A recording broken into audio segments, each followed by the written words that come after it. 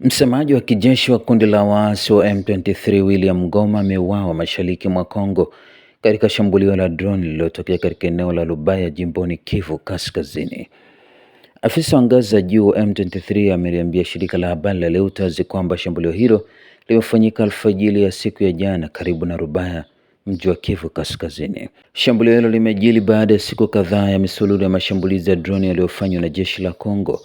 Mauaji hayo yamejiri wakati juhudi za kusaka amani zinazoongozwa na Katari zikiendelea, ambapo Kinshasa na M23 zimesaini makubaliano ya pamoja kuanzishwa kwa kikosi cha uangalizi wa usitishwaji wa vita.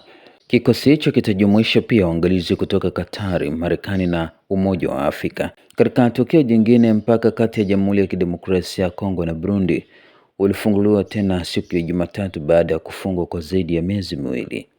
Katika taarifa iliyothibitishwa na maafisa wa Kongo na polisi wa Burundi ambao wamezungumza na shirika la habari la AFP, walisema kwamba vyanzo vyote hivyo vimeripoti kwamba mpaka wa Kavimvira ambao unatumwa zaidi katika shughuli za kibiashara ambao ulifungwa mwezi Disemba kufuatia operesheni ya kundi la waasi wa M23 unaoungwa mkono na Rwanda ulifunguliwa mapema siku ya Jumatatu.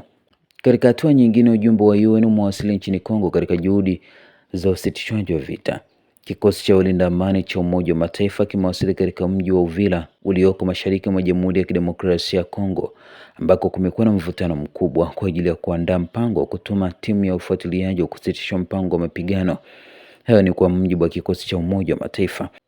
Kwa miongo mitatu, mashariki mwa DRC imeharibiwa na migogoro na inakabiliwa na ongezeko jipya la vurugu kufuatia kurejea kwa kundi la waasi wa M23 tangu mnamo mwaka 2021, kundi ambalo linadai kuungwa mkono na Rwanda na jeshi lake.